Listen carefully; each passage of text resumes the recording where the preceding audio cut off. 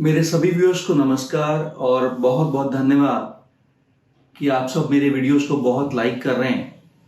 और आप में से कुछ लोगों ने तो मेरे को कांटेक्ट करके ये भी बताया कि महावास्तु के उपचारों को उन्होंने अपने घर में अप्लाई किया और उनसे उनको क्या क्या फायदे हुए।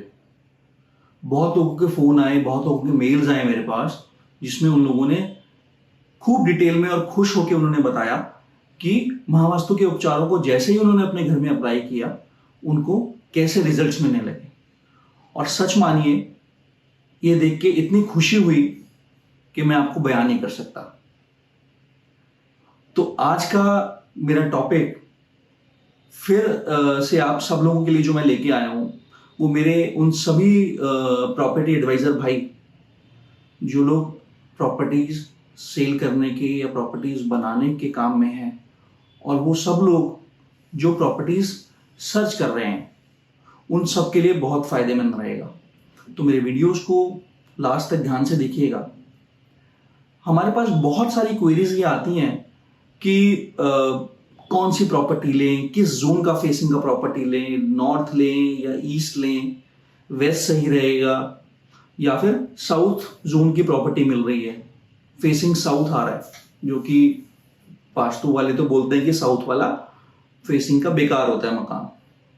तो समझ में नहीं आ रहा क्या प्रॉपर्टी लें। साथ ही साथ क्या ऐसी चीजें हम लोग प्रॉपर्टी सर्च करते हुए देखें जो हमें उसमें वास्तु कंप्लाइंट प्रॉपर्टी हम लोग खरीद पाए। क्योंकि हर बार और हर आदमी के लिए प्रॉपर्टी सर्च करने में हर बार कंसल्टेंट को बुलाना और उनको विजिट कराना संभव नहीं हो पाता।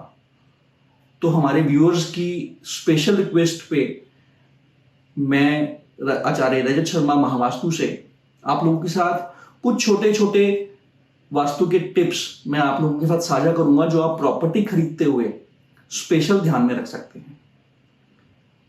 आखिर महावास्तु के फाउंडर डॉक्टर खुशदीप बंसल जी ने महावास्तु को इतना सरल बना दिया है कि कोई भी महावास्तु को समझ के वास्तु कंप्लाइंट घर खरीद सकता है। मतलब उसमें कोशिश हो सकती है कि कम से कम घर में कोई वास्तु की रेमेडीज करके हम अच्छे से अच्छा घर एटलीस्ट लेने के टाइम पे हम लोग खरीद पाए, हम लोग ध्यान रख पाए उन चीजों का।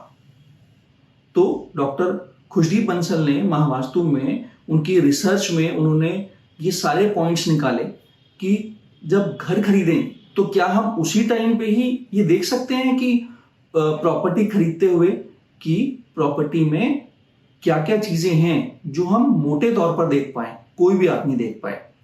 जैसे हमने महावास्तु में हमारी जो प्रॉपर्टीज होती है, किसी भी प्रॉपर्टीज को केबी सर ने 32 एंट्रीज में डिवाइड किया। 32 एंट्रीज का मतलब है कि आपके घर में, आपके घर के अंदर आने के लिए 32 प्रवेश द्वार हैं। मगर क्या वो सारे प्रवेश द्वार आपके घर में सुख समृद्धि लाएंगे? नहीं, ऐसा बिल्कुल भी नहीं है। उन 32 एंट्रीज में से कुछ 9 से 10 एंट्रीज केबी सर ने ऐसी निकाली जो घर में सुख समृद्धि लाती ही लाती हैं। और ऐसा हमें क्यों करना पड़ा? उनकी रिसर्च में उन्होंने पाया कि आजकल की मॉडर्न लाइफ में हर आदमी के लिए पुराने वास्तु की तरह सिर्फ नॉर्थ फेसिंग घर मिल जाना संभव नहीं है। हम लोग अपने घर खरीदने पे बहुत खर्चा करते हैं, खूब पैसा लगता है, टाइम भी हमारा उसमें काफी जाया होता है। तो सिर्फ नॉर्थ फेसिंग ही घर मिल जाना या ईस्ट फेसिंग ही घर मिल जाना संभव नहीं है। और आजकल तो डिजाइनर घर बनते हैं, आजकल तो फ्लैट्स का चलन है। तो सारे फ्लैट्स हमें नॉर्थ फेसिंग या ईस्ट फेसिंग ही अगर मिलने लगे तो साउथ फेसिंग और वेस्ट फेसिंग तो घर कोई खरीदेगा ही नहीं, इसका मतलब। तो केबी सर की रिसर्च में उन्होंने 32 एंट्रीज में से 10 एंट्रीज ऐसी चुनी जो हर जोन में आपको 2 से 3 एंट्रीज मिलेंगी ही मिलेंगी। तो चाहे आप ईस्ट का घर लें, चाहे आप वेस्ट फेसिंग घर लें, चाहे आप नॉर्थ फेसिंग घर लें या साउथ फेसिंग घर लें, आपको 2 से 3 एंट्रीज वहां पे मिली जाएंगी। जैसे अगर आप नॉर्थ से शुरू करते हैं, अगर आपको नॉर्थ फेसिंग घर मिल जाता है तो नॉर्थ में N3 और N4 ये 2 एंट्रीज हैं जो अच्छी मानी गई हैं। नॉर्थ में टोटल 8 एंट्रीज आएंगी, हर जोन में 8 एंट्रीज आती हैं। नॉर्थ में N1 से लेके N8 ये 8 प्रवेश द्वार हैं जो आपके घर में अंदर आने के रास्ते हो सकते हैं।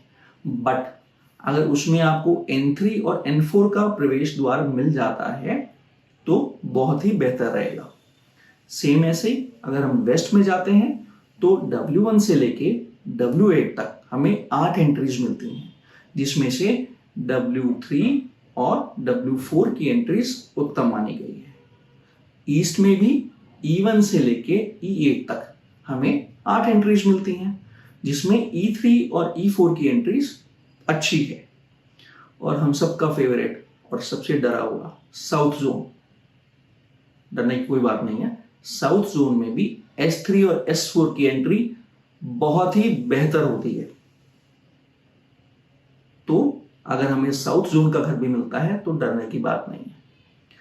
इसके साथ साथ आप ये जरूर देखें कि आप जो भी घर देख रहे हैं उस घर का नॉर्थ ईस्ट का जो जोन है वो बिल्कुल क्लियर हो, क्लटर फ्री हो, कट ना हो जोन में, या उस जोन में कोई टॉयलेट, कोई स्टोर रूम ना बना हो।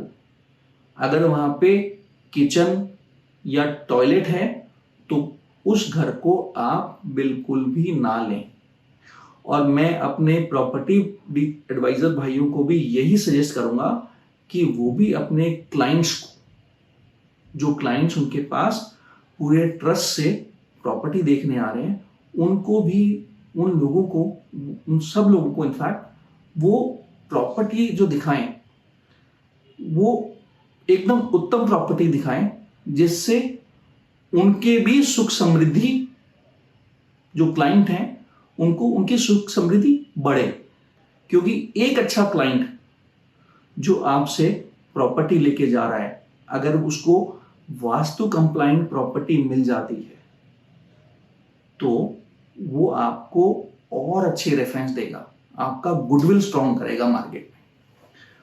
तो पहली चीज एंट्रीज का हम लोग ध्यान रखेंगे, और दूसरी चीज घर में ये जरूर ध्यान रखें कि नॉर्थ ईस्ट में टॉयलेट या किचन में खासकर गैस का चूल्हा नॉर्थ ईस्ट में ना आए, या वहां पे कोई स्टोर या कोई स्क्रैप वाला एरिया ना बना हो। तो इन सब चीजों का हम लोग ध्यान रखेंगे। और एक चीज आप और देख सकते हैं, अगर आप चाहें तो आपके हॉरोस्कोप के अकॉर्डिंगली आपको कौन सा फेसिंग का घर लेना चाहिए या सूट करेगा, ये भी आपके हॉरोस्कोप में लिखा होता है। तो घर खरीदने के टाइम पे अगर आपको हमसे कोई भी सलाह चाहिए तो आप मेरे को हर थर्सडे को मैं 3 बजे से लेकर 7 बजे तक योगदान करता हूं, जिसमें मैं बिल्कुल निःशुल्क सलाह देता हूं, कोई पैसा नहीं, बिल्कुल फ्री ऑफ कॉस्ट।